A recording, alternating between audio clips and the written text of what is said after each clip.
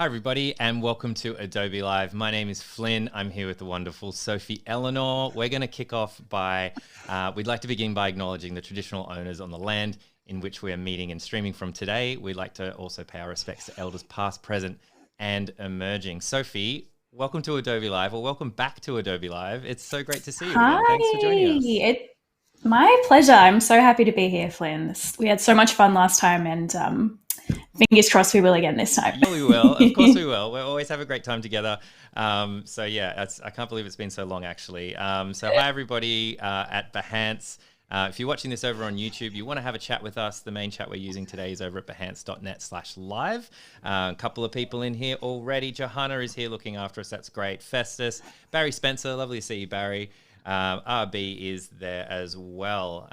Yeah, so come over. We're here for an hour. You can ask us questions as we're going along.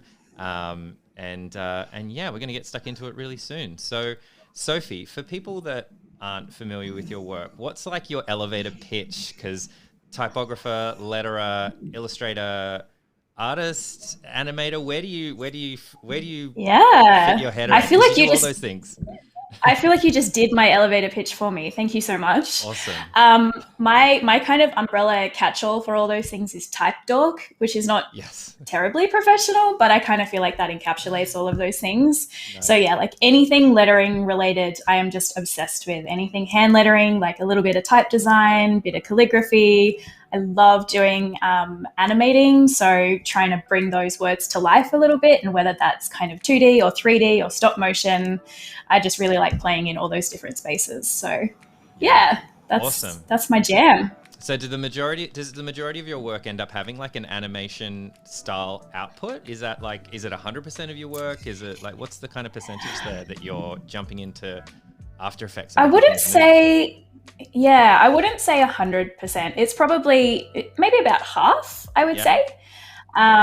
If I can convince the client to add an animated element into it, then I do my darndest because I just really love playing in that sort of space. And I also think it just like really elevates the design as well. If you can kind of incorporate that element of play into it, then I think that it just makes it sing in a whole other level. So yeah. Cool. All right. Well, how about we check out some of your work so people can see what we're talking about. So I'm going to jump over to your screen now, and we can see the letters dancing as we discussed. Yes, there's a lot of dancing letters. So this is my portfolio site. A lot of dancing letters, a lot of really bright, bold colors too is kind of I guess a bit of a signature of mine. I'm super into like color blocking and big flat areas of like high contrast, really bright, really vibrant sort of palettes. And then just kind of playing around with a little bit of dancing, a little bit of movement, just kind of seeing in what way I can, I guess, inject some movement that will add to the meaning of the piece. So I guess I'm kind of always thinking about, look, here's one we prepared earlier. This is what we made on our last session. Yeah. So yeah, just kind of always in the back of my mind, trying to think about how the movement of a piece can add to the meaning of it, I suppose. So yeah, that's a little slice of my work there. I guess you get a pretty good sense of the picture, seeing all that together. Yeah, nice one. And so are you freelance? You running your own show? Is that how it works for you? A little bit of both. I call myself a full-time part-timer, so I have a couple of ongoing gigs around the place, like sort of for the university, for a local locker company called Mustard Made. So I have a few kind of regular ongoing positions, and then I freelance around that. So it's a really nice mix for me. I really enjoy and would highly recommend to anyone having that kind of balance of steady ongoing things, but also kind of carving a little bit of time out to do your own work. It's worked really well for me so far. So yeah, it's nice to have that kind of steady like income coming in, obviously, and then and then experimenting with your other stuff and like doing a lot of passion things. Yeah, I think I can relate to that like quite a lot. Oh, it's very cool. Yeah, it just takes the pressure off, and I think it makes you more creative on those days off too, because you're like, I've got this small window, so I've just got to like fit as much into it as I can and really make the most of it. So nice, very good. So yeah, I remember last time we did Adobe Live, we spent like a lot of time on that first one, and then I think you ended up going away and spending like 6 hours or something. Like, yeah. You're just like, no, I want to keep adding to this and adding to this. So, maybe we should get stuck into it this time because we have less time than we had last time. Let's do it. I want to do you like that again, where I kept interrupting you with stuff. So, what do you have in store for us? I'm kind of hoping that I've learnt a little bit from the lessons of the past, and I've pared back the design we're going to be working on this week, but there's still quite a bit of complexity in it. We're going to have a look today and on Thursday at path animation. So a few questions came up last time around different ways of animating when you've got outlines versus stroke illustration. And this is a really lovely place to start for that, I think. So just to kind of, because I love to have a good concept before I start any artwork, the concept that I'm kind of building this around is Spoonerisms. Okay. I don't know if you're terribly familiar with Spoonerisms, but as a type dork, I'm just super into any type of wordplay. So I love a good bad pun, anything like that. Spoonerism, for those who might not know, is when you swap the first letters of two words. So, for example, if you're a Simpsons fan, you might be familiar with the line, bake 'em away, toys, instead of take 'em away, boys. That is a classic Simpsons Spoonerism. Yeah. The one that I'm going to look at today is belly jeans, which we are going to animate into jelly beans. Nice. So, completely nonsensical, but what I'm into. I love it. That's so good. So that's what we're going to do. Now, just to kind of talk you through my setup, I've barely done anything at all here. I've got a background layer and I've got my type sitting on top. And this is just a typeface. I haven't even drawn any, like, this is not hand lettering. Cool. Again, thinking about the meaning of the piece, like belly jeans, jelly beans, to me, those concepts are quite like soft and rounded and friendly, I suppose. And so with that in mind, I've chosen a typeface that I feel conveys all of those aesthetics. So we've got these really lovely rounded edges and on all of the corners. It's not sharp at all. So I think that aligns really nicely with the concept. And actually, this is a typeface I found on Adobe Fonts, which, quick sidebar, if you are into type and you have an Adobe subscription, Adobe Fonts has, oh my God, so many amazing typefaces on it. So many good ones. I spent a bit of time the other day searching through by Foundry. Right. And there's some like top-notch stuff in there. So this is an Amigre typeface. So Zuzana Licco, who's just one of my idols, designed this one. But I think it's interesting you mentioned searching by typeface. That's something that another typographer had mentioned to us in passing once, and I never realized that was even a thing. And then they said, yeah, it's a little bit like finding your favorite artist, and then they've released lots of albums. It's like if you quite like this one, you're probably going to like all their other stuff. Absolutely, yeah. I thought about type and fonts and finding the right. Yeah. I think that's a perfect analogy, because you're right. Like if you've got one that you really love, chances are they've got a whole stack of other things, and it's the same. So Zuzana Licco also did Mrs. Eves, which a lot of people might be familiar with. Yep. But yeah, so I've discovered this one of hers, which I'm very excited about.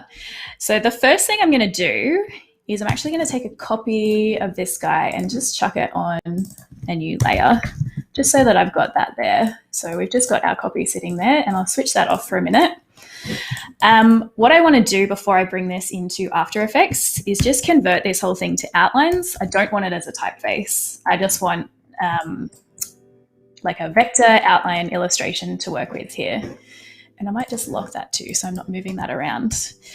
And I'm just going to do a super quick little once over of this just to check that I don't have any stray anchor points.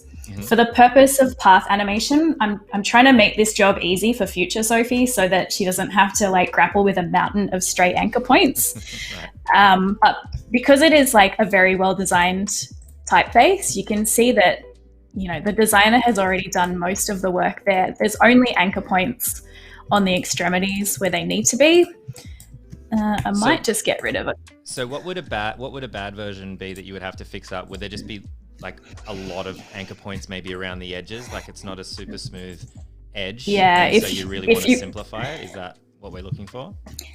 If you went to like the font or something like that and downloaded just like a free kind of crappy typeface, you'd have 1,000 anchor points in all likelihood.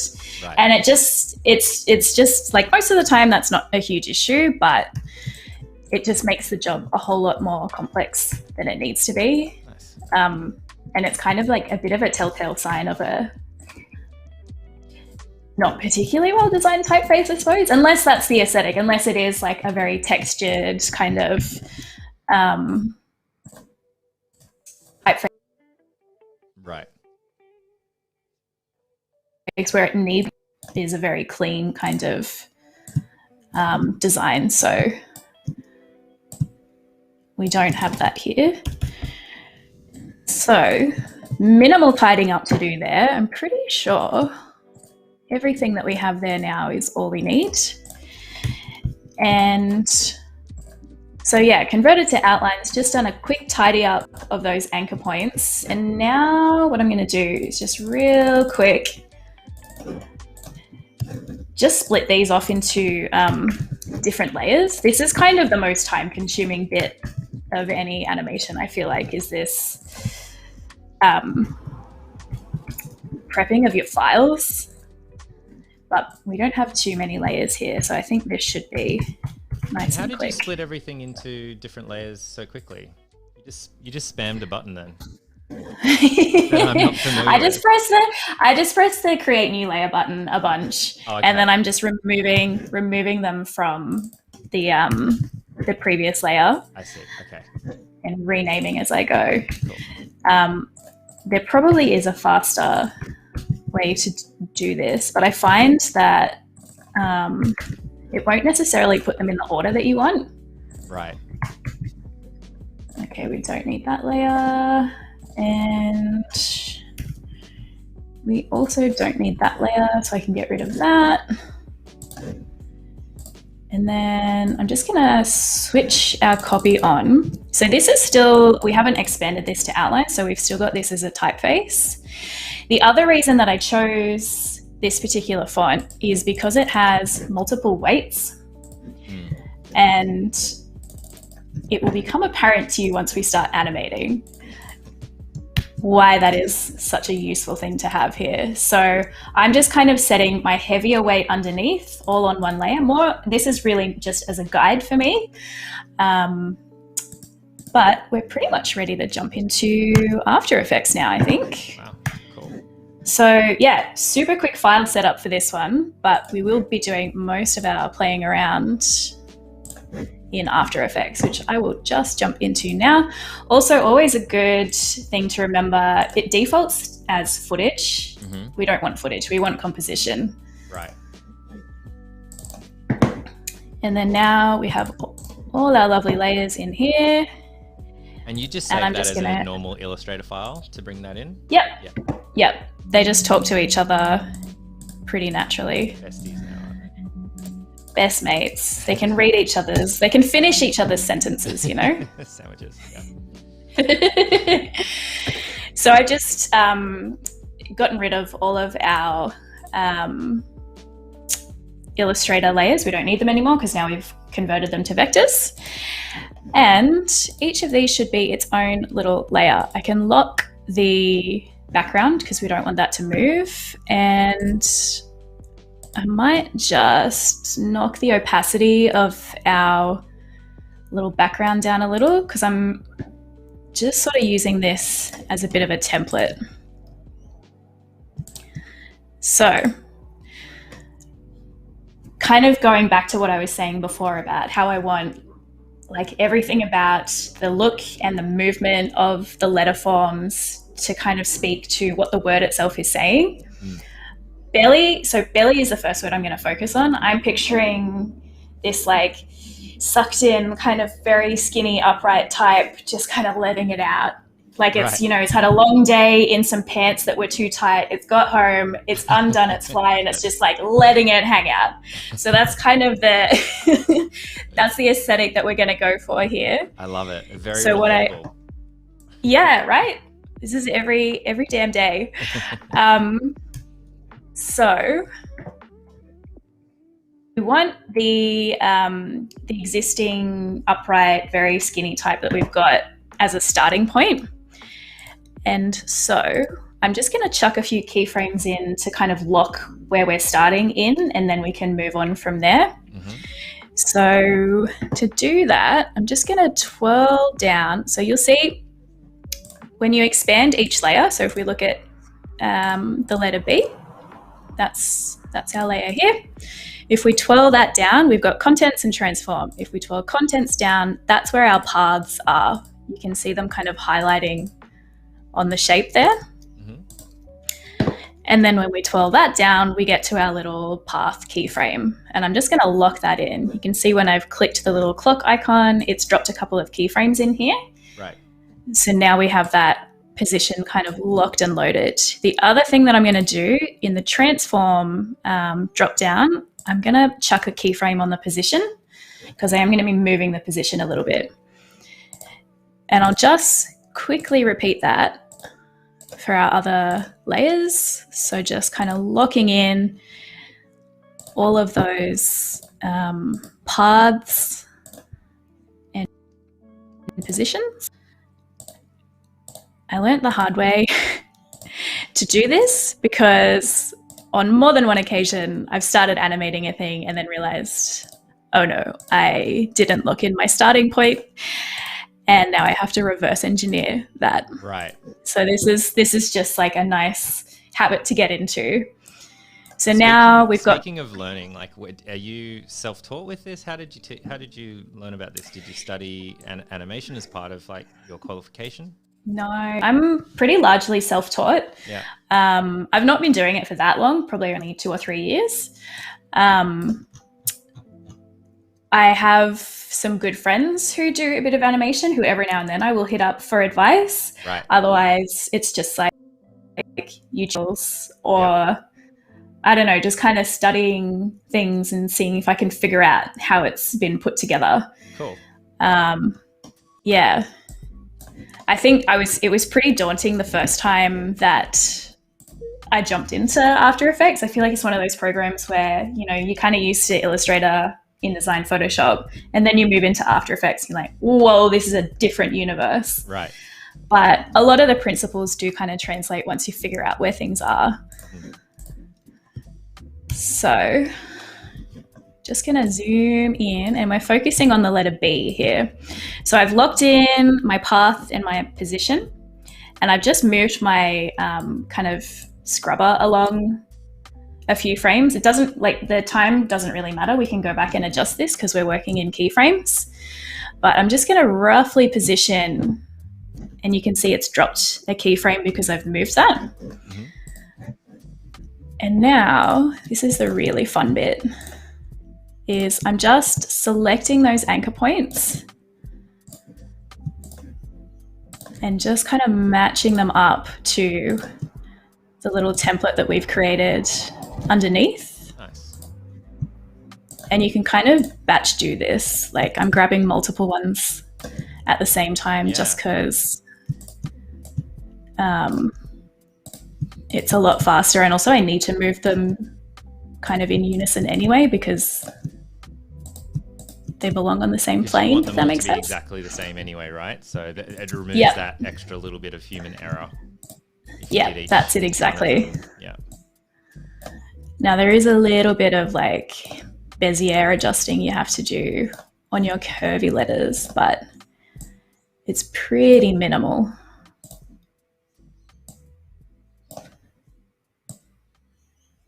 So that took all of what, like 1 minute. Yeah. And now we've got this sick little bee that just, if I play that, obviously the timing's not great, but nice. like, but very we're quick. Go. Yeah. We're gonna go. Go, little So bee. now I'm just gonna, I know, you can do it. You've had a long day, let it out. Now I'm just gonna keep my kind of playhead on that same point, and I'm gonna move on and just kind of repeat that process for our other letters. So moving the position first to kind of get it roughly in the middle of our template, and then switching to the path. Oops. And then grabbing our little anchor points. You're just holding down shift to grab multiple? Yeah. Yep. Cool. And hey, we got a question from chat around color. Like this piece is looking super duper vibrant. Do you have a go-to combination of color palettes, or do you improv it every time? That's a great question. I think I've done kind of enough work now where I probably am repeating my palettes a little bit, but you know, like every now and then I'll just be like, why not emerald green? I haven't used that ever. Let's just see what it looks with like this hideous orange. And sometimes it doesn't work, and sometimes I'm like, damn, that's great. I kind of have a bit of a theory that I don't know if I invented it or if I've just subconsciously stolen it from someone else. But I kind of feel like almost any two colors will go together. If your color palette is two colors and they're kind of, you know, opposites on the color wheel. And if you've got sort of enough contrast between your tones, then I think it most of the time works pretty well. But yeah, I am a big fan of like 2 to 3 color palettes. Right. Anything more than that? Is it start becoming a bit too Christmassy? Like, is it just a little bit too much going on? Is that? Oh, look, I will also rock a 10 color palette also, and just like, yeah, it's color Christmas for sure. Yeah. But I think most of the time I feel like a good starting place is just to pick like 2 to 3 like really strong. I mean, it's also how I dress. I don't know if you can see. I've got like this kind of turquoise and bubblegum pink situation going on that like those colors shouldn't go together. I look like a clown, but that's fine. They do. Thanks, Flynn. You're very kind. Yeah, I have a very muted wardrobe. We probably have the opposite wardrobe. Like mine's just, it's grey and white and black, and that's it. Everything. You can come borrow some things sometime if you want. I'll allow it.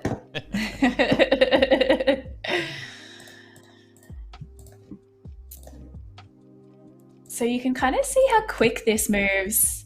I mean, I've also kind of made my job quite easy for myself because aside from the B, we don't really have a lot of curves in our letters. Yeah, like some letters are easier than others, right? Like, yeah, there's no Q's for sure.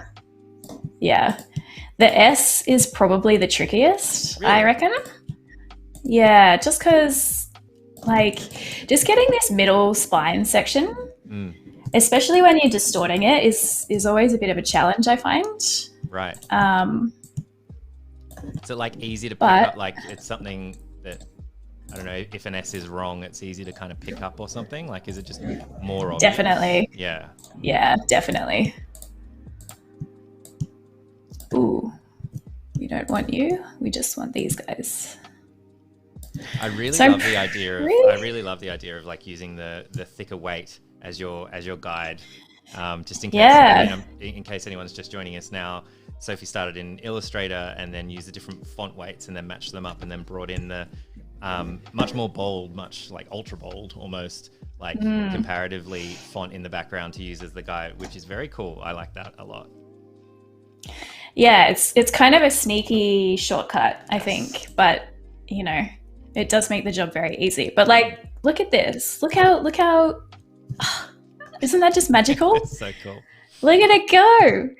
So not very much time, and we've kind of done the bulk of the work in terms of beefing up our belly. But if we are going to like really scrutinize this, the movement is obviously way too slow and it's all happening at the same time. So it's a little bit kind of boring. It's also kind of like the speed at which it's happening is constant. We're sort of traveling on a really flat line here. Right. And it starts and then it stops. There's no kind of like reverberation or any of that movement that would happen in real life, which is making it a bit dull and a bit boring. So what we're going to do to spice this up, we're just going to try and get this timing right, first of all. Maybe even faster.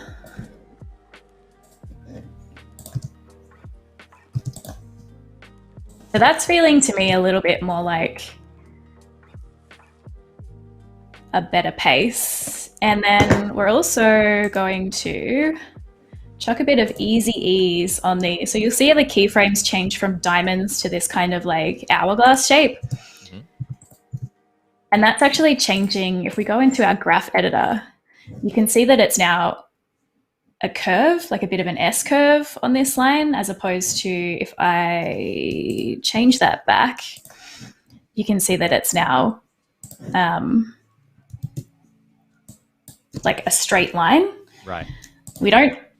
I feel like I rarely want a straight line of speed in the animation movement. It's always like a much more aesthetically pleasing visual to have that ease at the start and finish. Now, the other thing that I'm thinking as I look at this is I think it would be cool if the movement kind of started in the center, thinking of that like taking the belt off, just kind of like, right, you know, letting your gut hang out kind of thing. I think it would be a more believable, more enjoyable movement if we kind of offset the movement from the center outwards. So with that in mind, so L1, this is our center. So if we use this keyframe as our starting point, and then maybe, I don't know, maybe give it 2 frames. If we just knock back, so I'm moving the E and then the L on the other side and just kind of offsetting that a couple frames. Right. And then if we go 2 more frames and I grab the Y, and I grab the B. So you're bringing the N2 letters into that L that's in the center. Yeah. Cool. So if I scrub through this really slowly now, you can see that the L in the center is the first to start moving. And then now we kind of have this knock-on effect where it sort of spreads from the center out. So our L gets heavy and then it kind of goes from the inside out. And to me, that's like a much more interesting animation, and just having it offset as well. Just, I don't know, there's something, just makes it more dynamic, more exciting. But I think we can probably take this a bit further still, because we do still have that start and stop. Right. And I think if this were real life, I like to like anthropomorphize my letters a little bit. So if they were human, what would they do?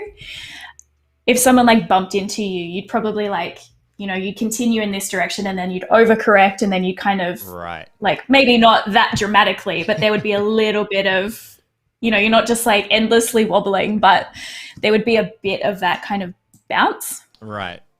Yeah. And so you're you're exaggerating it a little bit more than real life, right? Yeah. Like kind of yeah, definitely. So where shall we start? So is here, and I reckon if we look at our E, so I'm just going to take a copy of that final finishing place. So this is the keyframe of the position where we want our E to finish. So I'm just going to duplicate that and chuck it at the end, and I'll fix the timing later. That's one of the beautiful things about After Effects, is you can just adjust keyframes till the cows come home. What I want I don't want to go in that direction. I want the E to kind of overextend maybe that far. And then I kind of want it to overcorrect in the other direction, but a smaller amount. So my increments are getting smaller and smaller.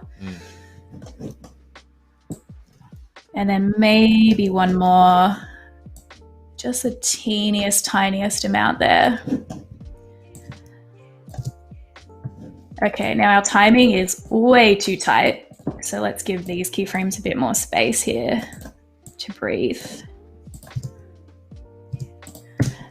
Cool. So you can see how just adding that little bit of bounce there just really like sells the movement. I love it. It's like a little jiggle. It's a jiggle. That's exactly what it is. And so let's repeat that in reverse.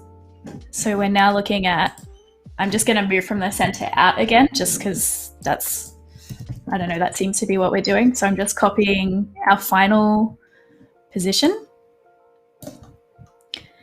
And we kind of want to do the opposite on the opposite side. So the L is going to overcorrect in this direction, outwards.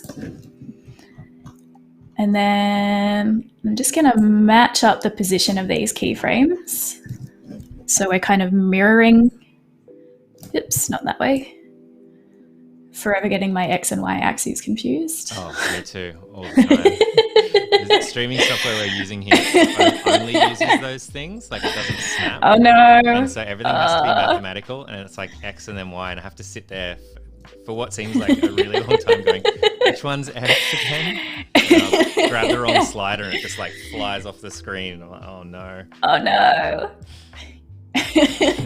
I'm glad I'm not the only one. Yeah, I'm with I you. look at this like almost every day and I'm like, X. No, X is this one. Yeah. So now we've got our E and our L just kind of bouncing in this sort of mirror fashion to each other. Cool. And I just think that sells that movement so much more. And now we can kind of repeat that to our B and the Y on the outside, and then that'll kind of complete our little belly hanging out. Nice. Have a question, another type question. Sure. Do you think this effect would work as well if we were using a serif typeface? Absolutely. Yeah, totally.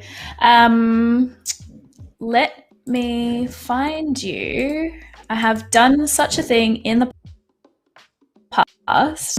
Sorry, quick scroll here. Gosh, this was a while ago. Yeah, sorry. This was I should have had this up earlier. So this is exactly the same effect, but instead of going outwards, we're stretching up and down.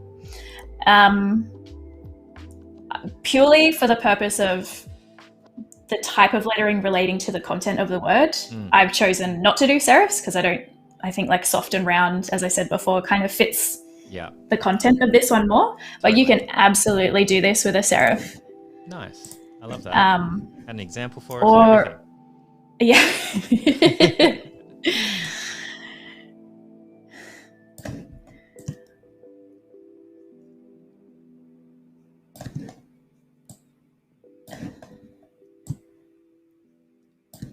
So guys, let us know as well. We've got about 20 minutes left for today, so let us know if you do have any more questions. If you're watching over on YouTube, jump over to behance.net/live to throw your question in while we have Sophie with us.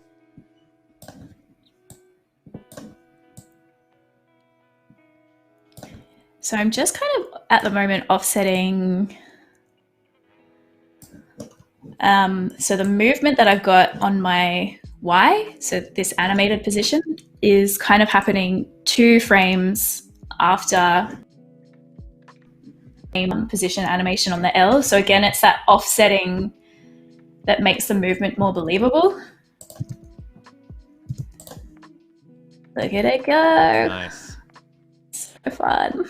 It really is a bunch of like little subtle changes, but then like the more you work on it, the more you like starting to step back, it really Like, I guess it takes a lot of small changes to kind of make it very believable. Is that true? 100%. Yeah, totally. I kind of think about it in terms of like sketch versus finished artwork.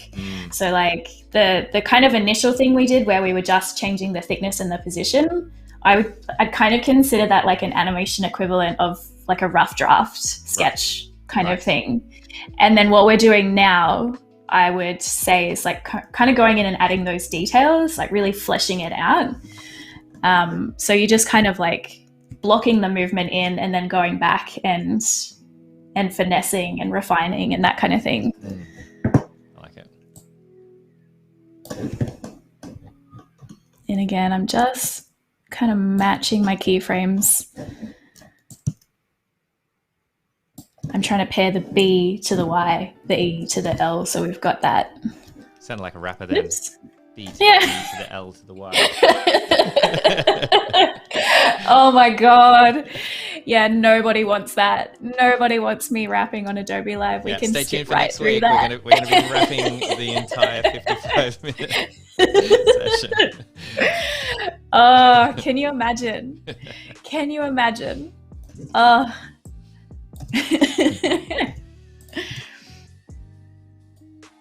Cool. So that's kind of our belly done, I feel like. That just, like, you can see how quickly that can come together. And also if I switch our little, if I switch this off, we can kind of get a better picture. Nice.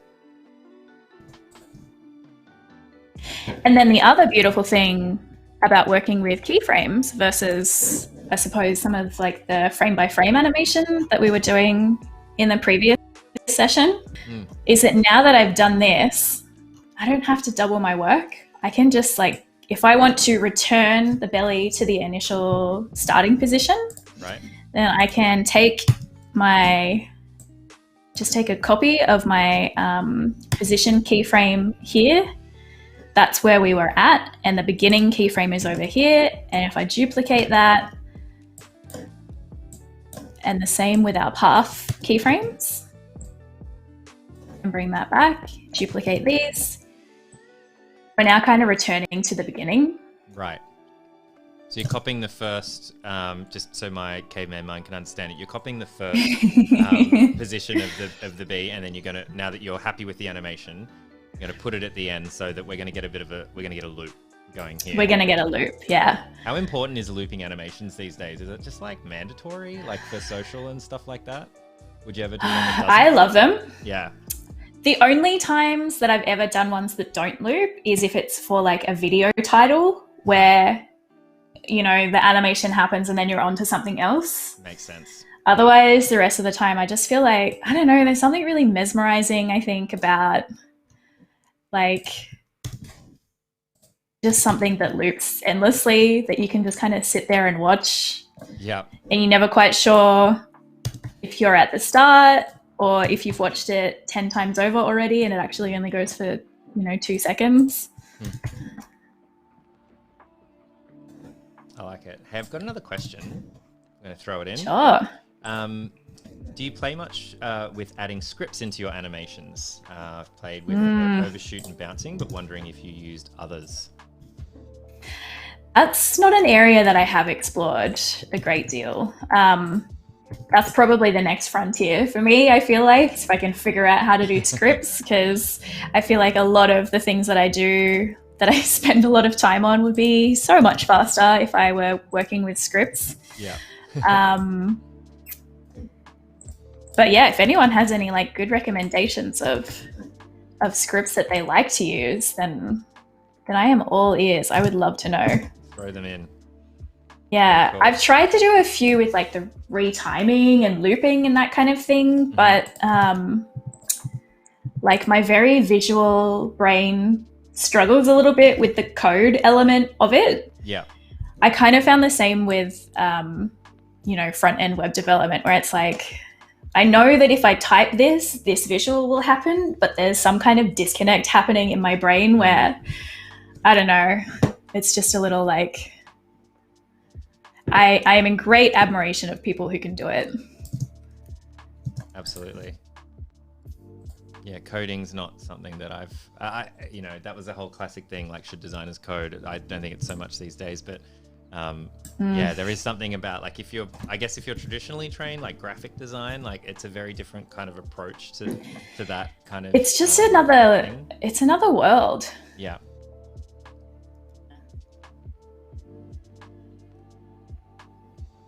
Very cool.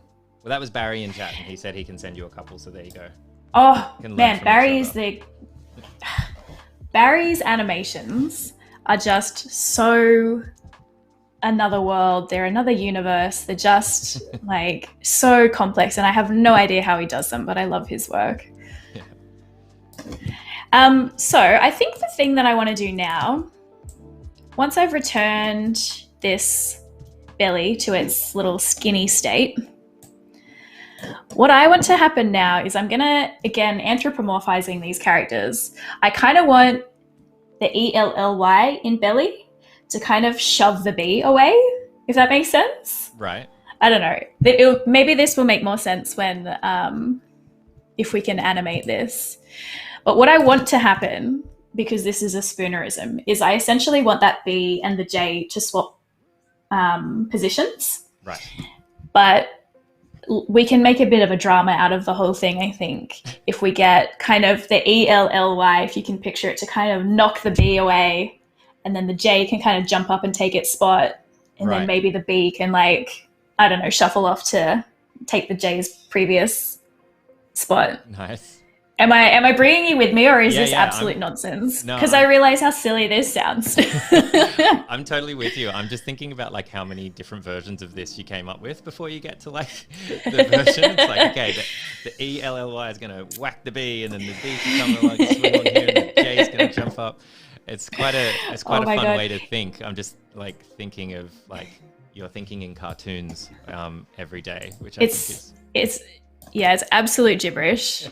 I fully appreciate that it is absolute gibberish. So what I'm going to do is I'm just going to duplicate our position keyframes for the ELLY. And actually, I may as well just do it for the B as well, so we've got it. So that's locked in. And now I'm going to scrub forward a few frames. And I'm just going to grab all of these guys at once. So now I've selected ELLY, and just again thinking about if this section of animation we've selected is going to move in this direction, we kind of want it to lay up first of all. So you kind of go backwards a little bit before you move forward quickly. This is the anticipation of the anticipation, exactly. And we're exaggerating that a little bit. So we're gonna go back, and then we're gonna charge across here, and maybe even go a little further. And then scrub forward a bit, and we can kind of come back again. And we definitely will have actually a bit of that kind of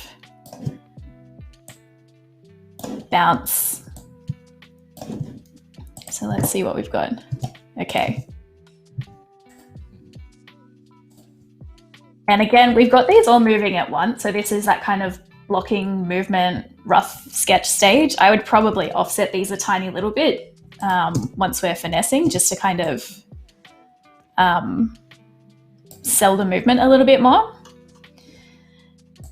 So if we are here, this is kind of when, if we go back up to the B, this is kind of when we want our letter B to get knocked away.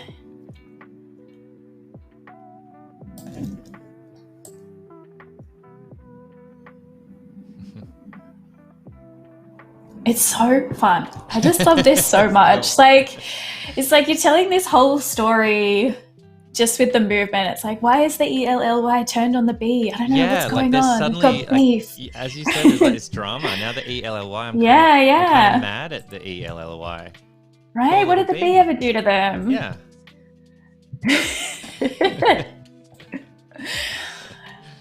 So again, I'm going to come back and refine this movement, but let's have a little look-see at our J down here, because now the J is going to come and have a little play. So there's a question I'll just clear up as we're going through. So yeah, some questions around like scripts and expressions. Yeah, it's not something we're covering in this video. We have covered it in the past in previous ones.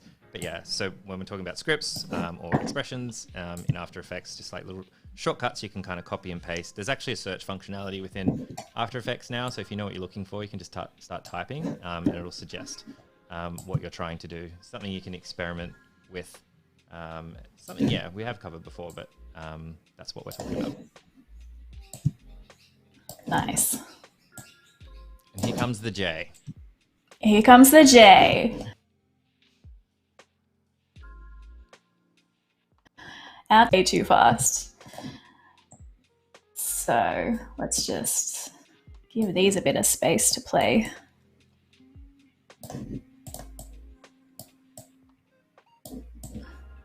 I'm just kind of like eyeballing these keyframes. I'm not being particularly like meticulous with it. I'm just kind of looking and seeing what feels right. I generally like when the final increment is like a small amount of movement, I like to exaggerate that and just like really slow that down. Right. So you're not thinking of like in terms of, well, this needs to take like, I don't know, six frames or 6 keyframes to get from here to here. It's just feeling trial and error, seeing what works, right?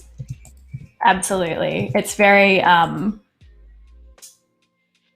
very just kind of sketchy and we'll fix it up later kind of attitude, I think. Yeah. It's like we can work with this. We're just roughing this out.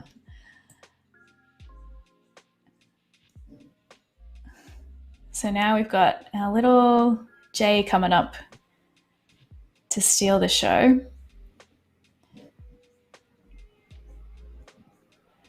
And we need to get rid of that beat. We need to kind of, we want this B to come down and sort of rest where the jeans is sitting. So how long have we got, Flynn? We have 7 minutes left. Okay. Let's see what we can do.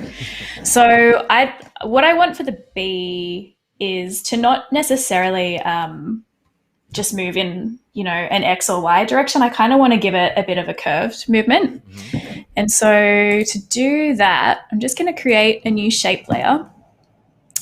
And I'm just going to kind of freehand a bit of a guide for me to follow here. And it's really, really very rough.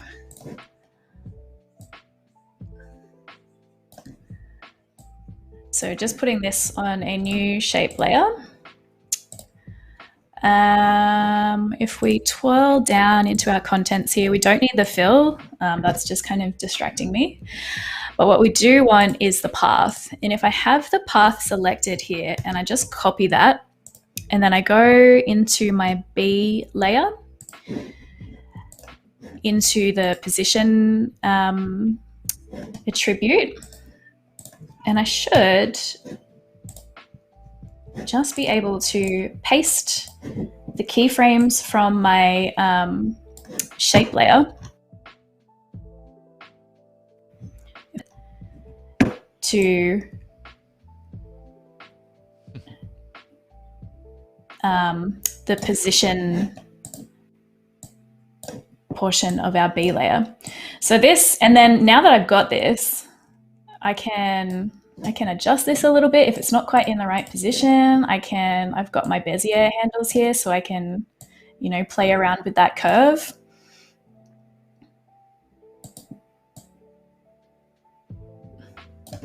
Nice. This is looking super cool. I'll just mention to you, Festa saying, no question, just a statement. This is awesome work. And yeah, thank you. Agreeing. Yeah, Nick saying this is amazing. It's super cool. It's pretty fun. Like I'm not gonna lie. Like this is Like if I could do this all day and not even get paid for it, I would do it because I just think it's so much fun. But like you can kind of already see, like obviously we've got some horrendous kerning issues going on here, which we will address. We will address that in the future. But you can kind of see already, if I just go back and kind of play this from the start. Hang on, let me turn this off actually, because that's a distraction. But if we just kind of... So we've got like, there's a bit of a story kind of happening, you know, we've got, you know, the ELLY turns on the B for some reason and the B's like, screw you guys, I'm going to go join hang out with the Eanes. Yeah, and Jay's like, I'll come hang with you guys. Oh, Jay, be careful. They're a rough bunch.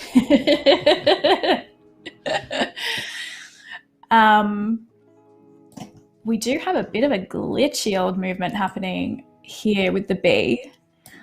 But what I might do is actually get rid of this guy. That's better. And if we bring this forward, that's a little smoother. Still a bit of a kind of hiccup going on there. I think if we zoom right in, that's why, because we've got this huge big handle that is throwing off our path. There we go. So that was from the path animation that came through. It just had like a big... Yeah, the Bezier handle was just hanging way out where it didn't need to be. So once we kind of clean that up, we've now got a more kind of, you know, it knocks and then it kind of goes where it needs to go. Yeah.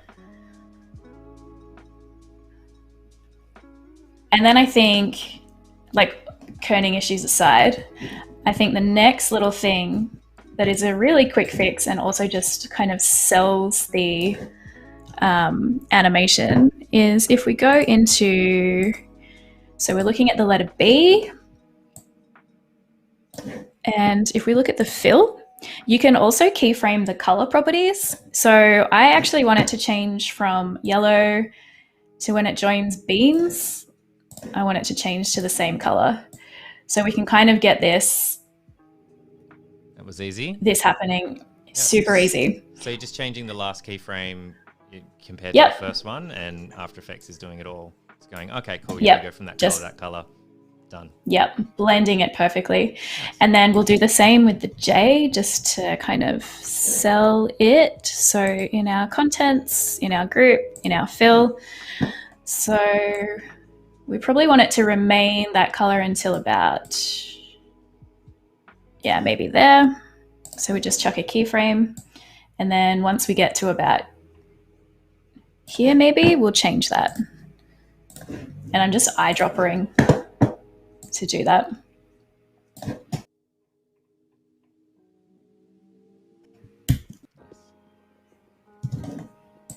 So the other thing is that J needs to move way quicker because they're crashing into each other there. So we probably want it to start moving maybe around here. So if I could just grab all my keyframes for the letter J, and then now they're not kind of crashing into each other. Gets out of the way just in time. Yeah, just in the nick of time. Comes crashing in.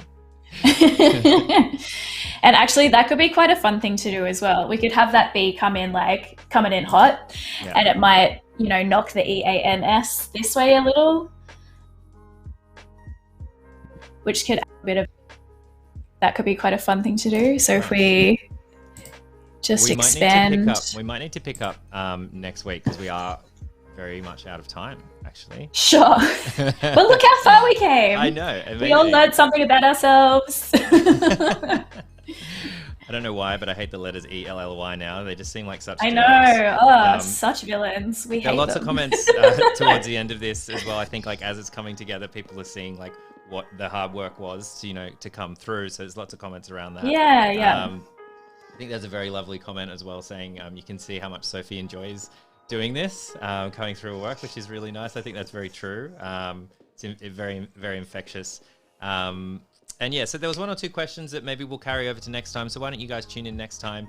We can pick up some more of those questions as we're going along. We'll be back in 2 days. So Thursday here in Australia, which is Wednesday if you're in the US. But yeah, Sophie, thank you so much. It's been fantastic hanging out with you, and great to have you back on Adobe Live. Such a pleasure. Yep. Keen for Thursday. Can't wait.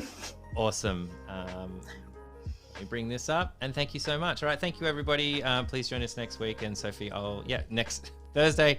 Sophie, I'll see you then. You will. See you later. Okay, bye.